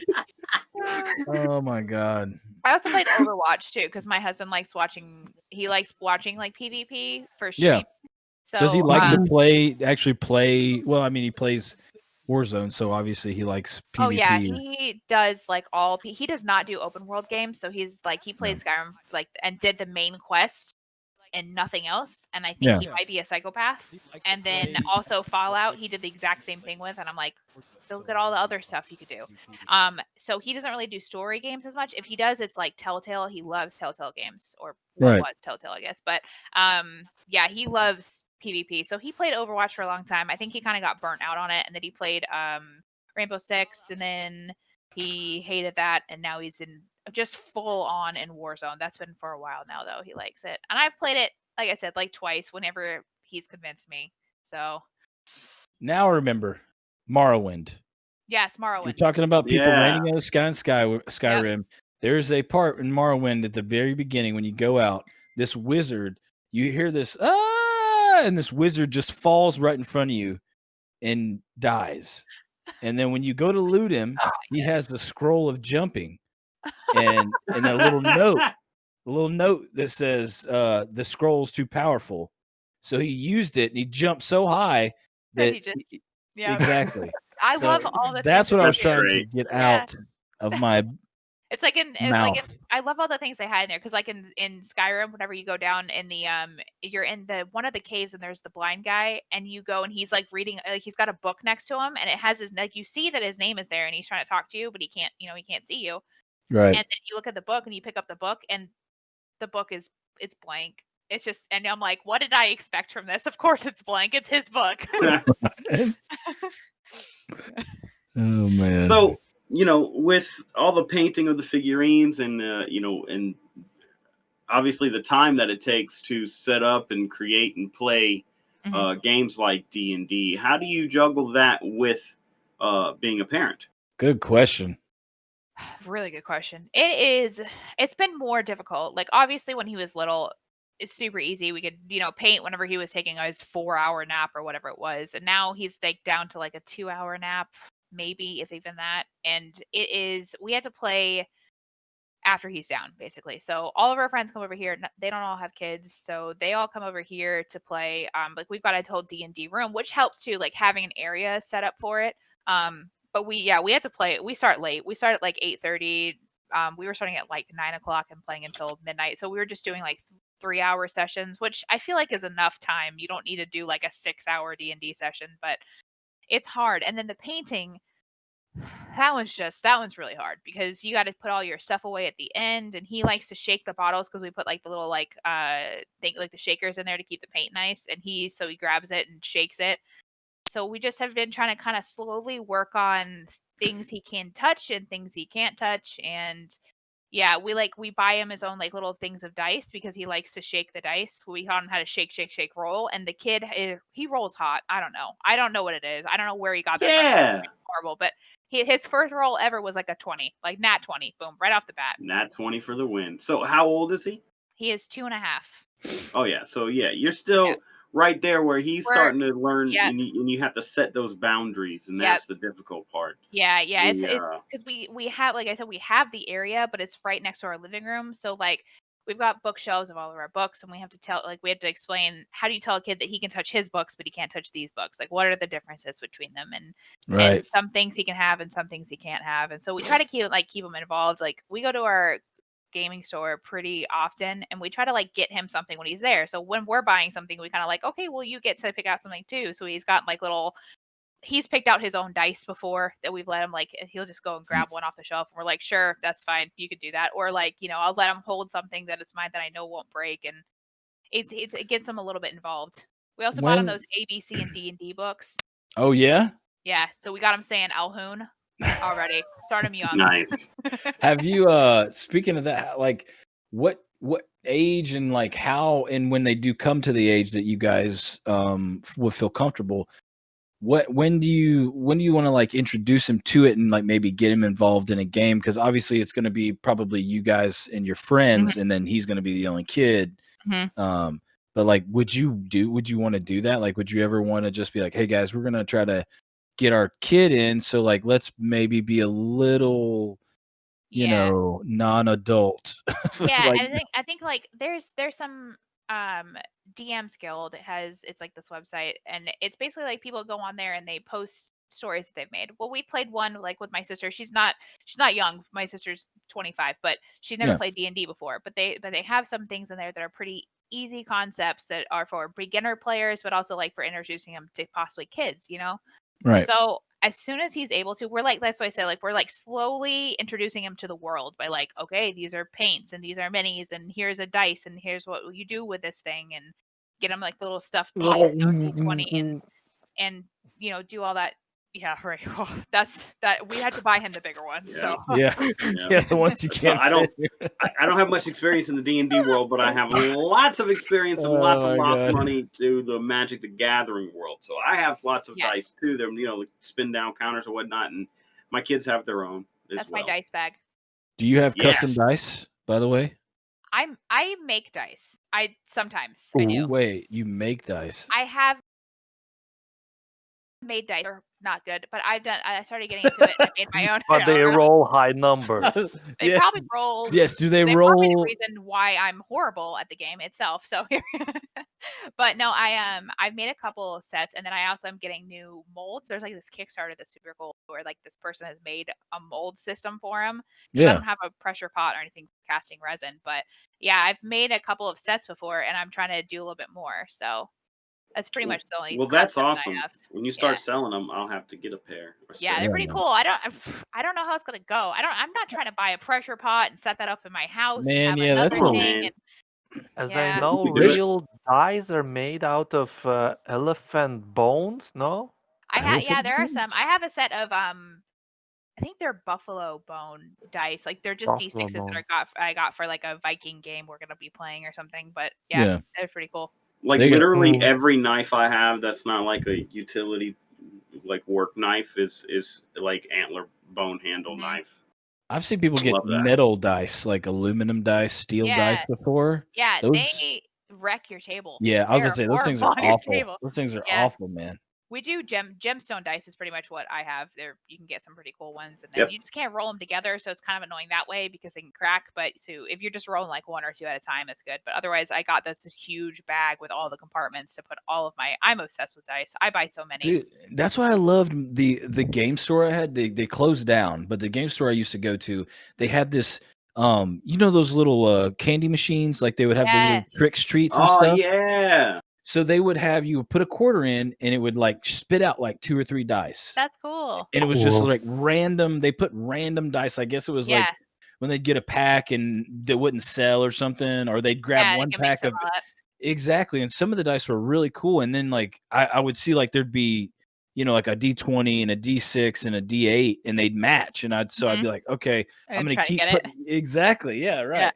Yeah. But I love that. Like every time I'd go in there, I'd spend $2 or $3 just because you never know. You probably get some crappy dice, but you might get like one really cool one, you know? Yeah, the only dice I use that are like sets in the same color is if I buy like a set of gemstone, then I'll use all of those gemstone at the same time. But otherwise, I just kind of like I base them off my characters that I play. Like if I'm playing a scary, you know, if I'm playing like a scary, spooky character, I'm gonna get like the reds and the dark colors, and then I have some that I have like they look like mermaid dice, and it's just it's a problem.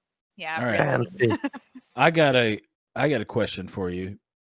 As far as figurines go, plastic or pewter, which one do you like better? Ooh, okay. There are some really good like plastic and resin. Yeah, the Hero. Have you tried that Hero Forge thing? I have. They're really good. Are they really? Good. Yeah. There is a website called Dark Sword Miniatures, and they are all metal. They're all pewter, and they are beautiful, and I love them. So I'm kind of partial to those. because I like that heavy feeling of them when you set Yeah, them that's down what and they I don't always tip used to over. play. Like when I played when I was younger, that Yep. they didn't have any plastic figurines. It was Yep. all pewter figurines, you know. Yeah, so the pewter are pretty cool because they have such good detail in them. So I like painting those better. I don't really like the metal Reaper minis that are out. I'm not because they tend to be like older and not have like I don't really like the lines and like the details on them. So I mean, plastic is obviously better for that. So it's all over the place. It just kind of depends. Yeah, I But think I I have only a like question then, follow-up question. What about do. 3D printing? Yeah. That work good for figurines? Yeah, Yeah. you can totally. Oh, I yeah, have a bro. friend actually that just bought a 3D printer. We're gonna start trying to 3D print some of our minis. So you can buy like Hero Forge, you can buy the STL files and then just download those. And Yeah, print print it them. yourself, man. Yeah, and there's tons of even open source stuff that you can do, and it's like free to use. Instructables. Yeah, and you can just There's go a and like print or pay $5 and you get like 14 minis that you can print off your own stuff. So yeah, and then scenery Amazing too. world Scenery's we're a big living thing. in. Yeah, right? like you can build things and yeah, it's pretty cool. I'm really excited to start using that. There's a website called Instructables. I think I can't remember if it's instructables.net or .com, but they've got literally it's not just for like figurines, but they've got stuff for everything. Like anything you can think of that you could possibly need instructions or whatever for. It's an awesome website. That's how I started getting into 3D printing. But you could actually make a business out of doing that, like printing little figurines and stuff, especially because D&D's got so popular. Yep. I don't know how expensive that can be, but I saw one streamer that you could use as a gimmick of your stream if you're doing a lot of D&D and stuff. Let's say if subscriber subscribes with tier 3 or 2, I don't know, you decide, you will make a figurine that will be with his name and the way he will describe he will look or something like that. That's pretty cool. That's actually a pretty good Yeah, idea. that's like pretty cool. Yeah. pretty dope. The girl I was watching, she was making slimes or I don't remember how she called them, but she knights them, or how you call it, with the wire, not wires. Damn, my language is broken today. Knitting. I think we're all knitting. You talking about knitting? Knitting. I think she's knitting, and she makes them round with small eyes. And every time you continue your subscription, she adds ears, mouth. Oh, so like each subscription, she builds something, like adds something to your little thing and evolves. Yeah, that's pretty neat. That's cool. That's pretty That's cool. that's a cool idea to do that. Dang, Man. Spends people are like so hours smart. streaming that. Yeah, I've been watching some painting streams. It's actually kind of fun because they'll talk to you during it and they'll have like a camera. I did one with actually the beholder that I showed you guys, and like you have like a camera and like you're painting, and then the camera's like on your face, so you can like they can see you and you can talk to them. It's fun, man, and people like it. People like watching people. That's what I was about to ask. Yeah. Was it like did you find that when you did that, like your stream kind of like got a little like there's a couple more viewers and stuff in there kind of watching you, or I haven't done it. I haven't done it in a very long time. Yeah. So I actually have like a challenge up on for my community challenge to paint another mini because I think people like watching it, but I just haven't tried it in a while. Like the last one I did was this one, and but yeah, the ones that do, they're really popular on there for painting minis. Like the streams, it's very like there's cathartic. a whole following. Yeah, so I thought about like I'm gonna do like I'll paint it and then I'll pick like 4 and then so they can vote on which one I paint because I kind of like I have so many that I don't really know which one to do. I painted the Icy Beholder because Rime of the Frost Maiden got dropped. Like I think it was the day that I did my stream. The book got released, so I was like, hey, or it got announced, and I was like, oh, hey, here we go, let's do this in honor of it. But yeah, it was fun because it's still like at first when I was doing it, I didn't have like a full camera and it wasn't like very nice, so I did it on just chatting, and then I kind of moved it over to the art paint one, like the art category. Whenever I got better stuff, so people could actually see it. Yeah. Yeah, so it's pretty fun. I like it. I got a question for you. If we did do a Parents of Twitch D&D, yes, would you? Yes, she's saying yes. Okay, that's what she's saying. So you would DM it? You would? Would you? Okay, cool. I'll do it. Yeah, dude. I mean, obviously obviously we'd only be able to do it like maybe like Remaster? once every 2 months or something, you know. But yeah. We'll have to do like a one it'll shot. get canceled like 14 times. You'll reschedule Yeah, it. yeah, It'll only exactly. go for like halfway. Somebody will get too drunk. It's what happens. It's D&D. Like, so, my kid threw up. Hold on. I gotta go, I gotta go. I think this is the first episode since we started that I haven't been either interrupted or like in the middle of putting like lights up or driving home from work. You're like, wait. You're like the county fair of our podcast. It's like no telling what's gonna happen with OutlawMyke on the podcast. He could be installing electrical outlets and lights in someone's house, or he could have Next time hunting alligator. Yeah, hunting alligator. He could have 3 small children attached to him the entire time. You just never know, right? Tornadoes. Every time tornadoes. Yeah. Hurricanes. We got 2 hurricanes and they're talking about maybe another one, so you never know. What is up with 2020, man? What the hell is going on, dude? It's the apocalypse, man. If 2020 was a Sunday, it would literally be a bowl full of dog poop. I wouldn't be surprised if the zombie will be next door soon. Just a bowl full of dog poop with maybe like some sprinkles on it, That's it. I'm making an emoji. My God, man! Like, just put 2020. Do we have emojis? We have one emoji, but it's still not. They still have not approved it yet. Yeah, it's the cube. Yeah, it's the cube for now. I want the cube. Oh, you know what? This is a good time to talk about this. People who are here, we want to have a contest, okay? And if you guys know someone who can draw very well, like Mimic, you can paint and stuff. So if you can draw too, you are more than welcome to try it. We want to get someone to design a Parents of Twitch emote for us. So we've got the cube, obviously, that Wekizz made, and then we need something else. You know what I mean? Like a I guess it would be like a hype emote, guys. I want a hype emote or a raid or something. When we raid, we just throw that. I feel like hype is a good one because you can use it for so many different things. Right, True. Hype for sub, hype for cheer, hype for raid. Raid one, yeah. Yeah. So we don't really have any ideas kicking around. So like it's kind of one of those things that you could literally do anything you wanted to. It's just we obviously want to kind of keep the theme of the Parents of Twitch and everything. But if you guys know anybody who can draw, or if you guys can draw, like please POT hype. Yeah. So that's yes. Yeah, don't do the POT. I'm still here for the bowl of dog poop. Like I'm still here for this. I don't. Is that off the table now, or you know what? You know what? If you make a bowl of dog poop emoji, I'll put it on my channel. I'll definitely put a bowl of 2020 bowl of dog poop Sunday. 2020 with the bowl has 2020 on it. Diapers. There could be diapers in a hype. Yes. Yeah. Ooh, a diaper. Diaper. Okay. Diaper and a hype. Good idea. I like it. Baby rattle, Everybody maybe. will understand. Yeah, man. So what we should do is create a channel in the Discord for people to submit their work, and then maybe we'll set like a deadline, and then what we'll do is we'll have everybody vote, and whoever gets the most votes wins. Yep. Maybe we could have like a diaper, and it's like written in Dookie. Yeah.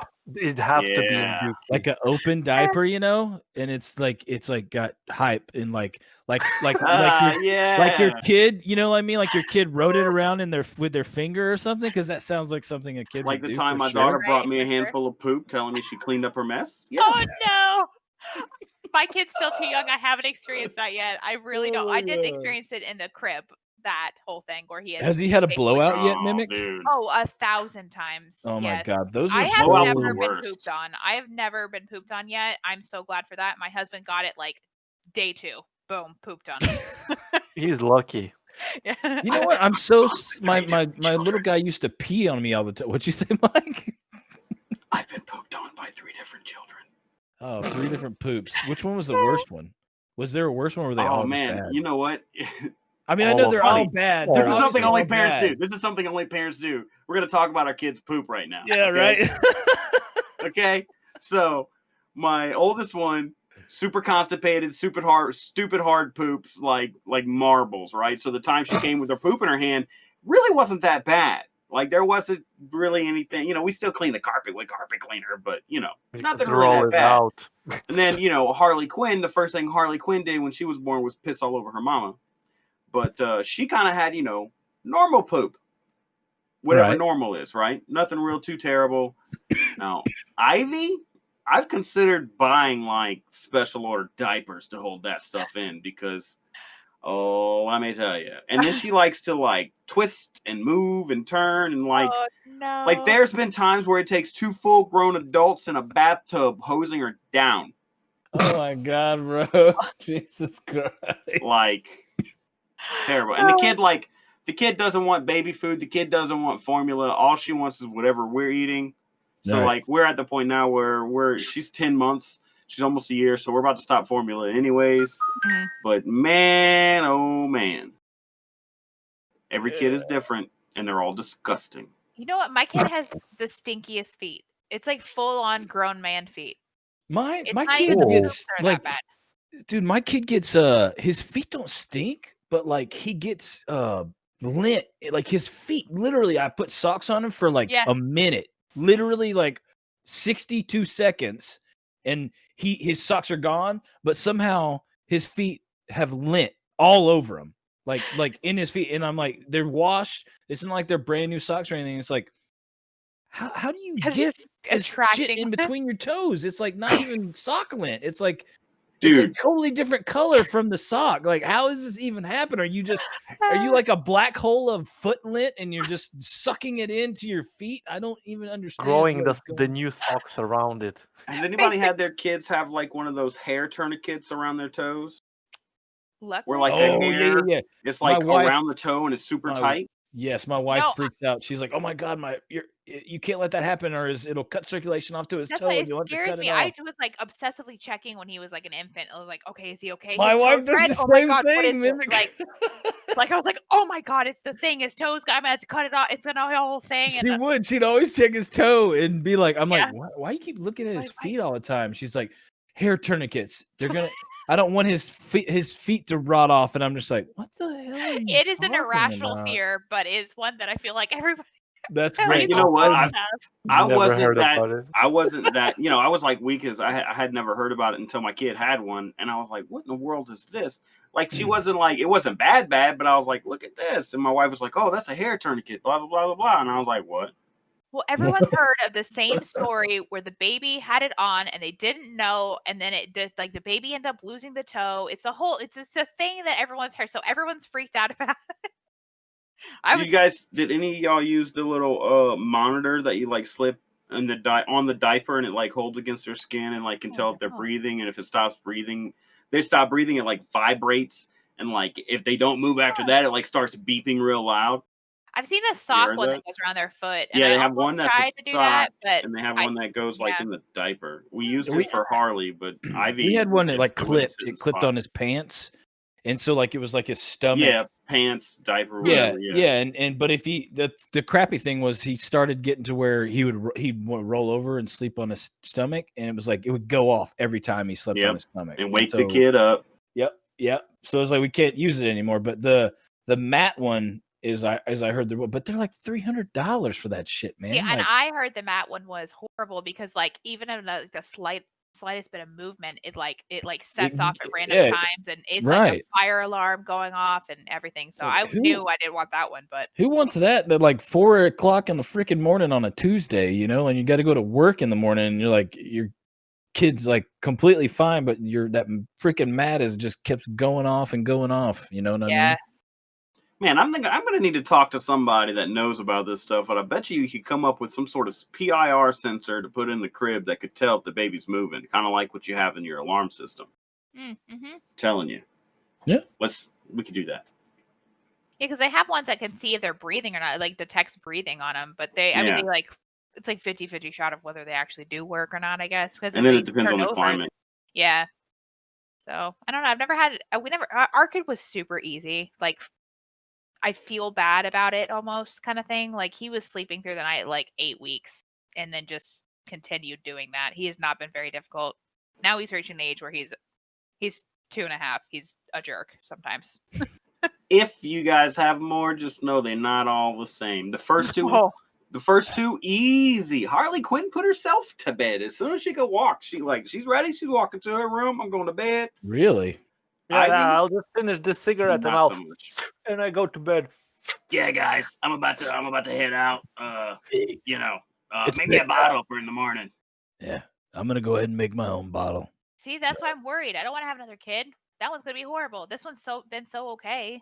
It's got to go down from here, you know. Sleep. Like, What about sleep? It Mimic? will go like down. how's the sleep and stuff been? Like him going to sleep and. So we just switched to a toddler bed like 2 weeks ago or something, and Yeah. because he was he didn't even fall out of the crib, but he got to where he was like holding himself up completely off. Like this kid's got muscles, you know. So I was Yeah. like, I'm not gonna have him start escaping.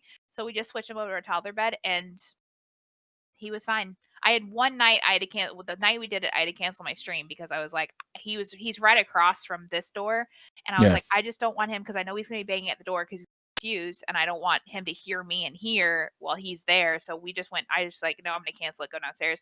He banged on the door for like 5 minutes, put himself back to bed, and has slept He slept one night on the floor. But he put all of his toys in the bed beforehand, like he was tucking them in, and then just fell asleep on the floor. Otherwise, he's been fine. We got our falling asleep. Yeah, his what the hell is the thing called? It's not a crib, but it's like the pack and play. Yeah. You know, they'll sleep in the pack and play, right? So that's what he sleeps in at night for now. And it's so creepy because he's standing up now. So like I'll wake up in the morning, right? And I'll like sit up in the bed and he's like right at the foot of the bed. And I'll just see this little kid just staring up at me and he's like eating part of his pack and play and he's going, and it just freaks me out every time I wake up in the morning, dude. Because he's really quiet. Oh man. Okay, so my daddy sense is going off. Yeah. And I'm gonna have to cut out shortly.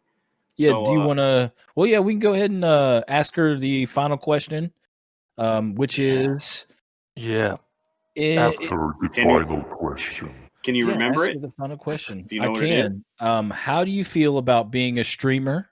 Mm-hmm. And how do you feel about being a parent? Like, if you could kind of sum it up into a few sentences, like what's your favorite part about being a streamer and a parent? I like the interaction. Yeah. You're a new parent like me, so it's like I know it might be kind of hard to answer that, but I'm interested to hear it because you're a new parent and I'm a new parent, so it'll be nice to kind of hear that. Yeah. So I find that like every single one of my hobbies, my job, parenting, stuff like that, I'm constantly around people doing what everyone else wants. My job, military stuff, and then like I come home and then I've got my husband here and we do stuff together. We have shows we watch together and we have hobbies we do together like D&D and everything else. And then my kid wants me to watch Cars for the 47th time that day and everything. And then I got to feed him. And it's so much about like everyone else that streaming, I feel like it gives me that, it lets me just kind of be me. It's like my thing. And I'm kind of glad my husband didn't get into it because I think that it's kind of nice to have something that's just mine, like, it's just like, this is just something that I like doing. It gives me something to do.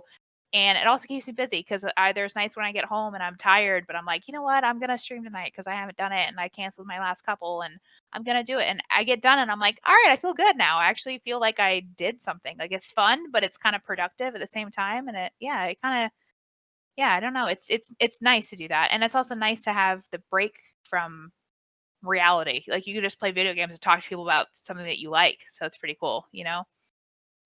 I find that to be a recurring theme, that escape from reality. It is. Seems like that's why all of us do it, just to Yeah. escape from the outside world. Yep.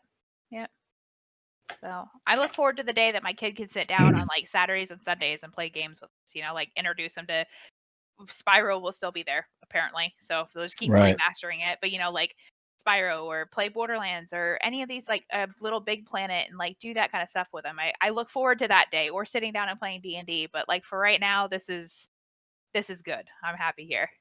I'm like that close with my 5-year-old. Like she's got her own computer, she's got games on it. She just doesn't really have the whole mouse and keyboard thing yet.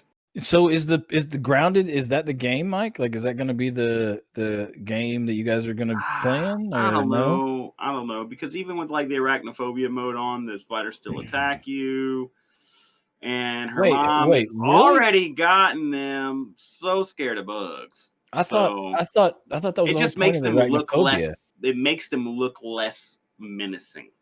Mm. Like Okay. instead of being like highly detailed wolf spider, it's like a sphere with like legs and maybe eyes. Interesting. Huh. Okay.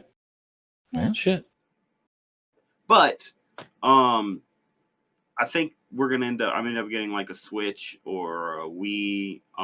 Maybe I'll just bring my Xbox in the living room because we played like Incredibles, Lego Incredibles together, which is just her running around while I play the game. But you know, little stuff like that. But we're gonna get there. We're gonna get there. She's got a lot of cousins that are like either her age or a little tiny bit older that are like all up in the gaming already. In fact, the one that owned the game shop, his son is like this phenom at Fortnite. Kid's like 6 years old. Yeah. So my cousin's about to start streaming, and what he's going to do is like he'll be on camera, but the kid will be playing. So it makes it look like he'll be awesome, and the kid's going to be playing, and then like at the end of the stream, it's like he's trolling you. You know, it's great. It's hilarious. That's cool. All right. Well, guys, gals, this has been another episode of POT. Mimic, if you could, before we go, tell people where they can find you, your Twitter, your Facebook, all that stuff, your Twitch. Go ahead and pop that off, and if you want to pop it into the chat as well, so people know where to find you. Yeah, I'm on I post some videos. I'm really bad at posting on YouTube afterwards, but I try to. Yeah, I think we all are. I think that's just being a parent is yeah. I forget. But there's my Twitch. I got all my links on actually there. It's probably the easier way to do it. I've got a Discord. Awesome. Twitter. I try to do Twitter, and I'm also I kind of forget about it. Then like 4 days later, I'm like, oh, okay, let me tweet like 14 things out real fast, and then I think it's Instagram. at Definitelyamimic, right? Yep, Definitelyamimic for my Twitter. But everything else is pretty much Definitelyamimic. Is I had you on Twitter and didn't have on follow. I mean, now I follow you on Twitch. Oh, Sweet. thank you. I'm doing a thing. I told people if I hit 200 followers, I'm gonna buy. Okay, this is just for me. I want to buy all of the. There's like a deal for Overwatch has 50 loot boxes, and you get 10 for free. Ooh. Oh wow! And I can't buy them without a reason. So I was like, my husband's like, you can't buy 60 loot boxes. And I'm like, watch me, I'm going to. So that was my thing. I'm like, I'm going to hit it. I'm going to set it really low and just hope that I hit this number. Do it. And I'm going to open up. So I was like, I'm just literally going to, my entire stream is just going to be me drinking wine and opening loot boxes. That's going to be great. I can't wait. And I'm going to complain the whole time about not getting Make a YouTube. Make a YouTube also afterwards. Yeah. So, I'm gonna take a moment real quick to hijack this incredibly awesome episode that we've had to talk about breast cancer can stick it. October is Breast Cancer Awareness Month, as everybody knows, because we all wear the pink and we all talk about how important breast cancer awareness is. So this year I decided to do something. You can head on over to my Tiltify campaign, which I probably should have been a little bit more prepared for to link, but I'll get the link in there in just a second. We're raising money to donate to Breast Cancer Can Stick It. The charity was chosen by my good friend Cassie, who we had on the podcast just a few weeks ago. Cassie is a breast cancer survivor, so we're just trying to do something to help out other people who are going through some of the same things that she went through. Yeah, cancer is it's a BIA, if you know what I'm saying. So it's a good cause, guys. And Mike's been he's been helping them out, and there's really good people. We met Cassie on the one of our podcast episodes and everything. I think he's going to get the Tiltify link, and if you guys want to donate, whatever, it doesn't matter. Or if you just want to spread the word, just let people know, and it's a good cause to be behind, and I'm glad to do it. And I mean, So and there's some incentives. Each donation will get you an entry to win a Sater Hydra 6-button gaming mouse, and there's 4 left. A donation over $50 will get you one of the alpha editions of the Outlaw Gimmick box. Find out more information by clicking that link. Gotcha. I want to say thank you to OutlawMyke, Wekizz, and of course our special guest, Definitelyamimic. Thank you so much for coming on and talking with us about all kinds of stuff. And thanks for having me. Yeah, and absolutely, it was awesome. And you know, obviously, chat. I want to thank you guys, the subs and bits and crazy hype trains, man. That's the second week in a row, right? It is, yeah, man. We have been rocking it, dude, and it's because of you guys. So, what? Go ahead, Wekizz. Amazing. It is amazing, right? I mean, I found out about the D&D like I don't know, more than I knew. I knew you use dice in there. There you go, bro. I knew. Thank you, guys. Yulika, I mean, What's people happening? are just y'all are awesome. They're so generous, man, and you know, I love you guys, man, and I'm so glad to be part of this community and for all of you to be part of the community with me. And what's happened was talking to me about a guy. He's doing a 24-hour stream, and he's got like, what did she say? Hold on one second. I was about to say 3 hours left. No, 3 hours, baby. 3 hours left okay? to a 24-hour stream. And he's losing some steam, she said. So I feel do like some hype. Yeah, she's trying to get him into the POT community because he's a dad and stuff. And maybe this is a way we can be like, hey, you should join our community, guy. Let's do it. Let's get it. You know what? We should do this more often by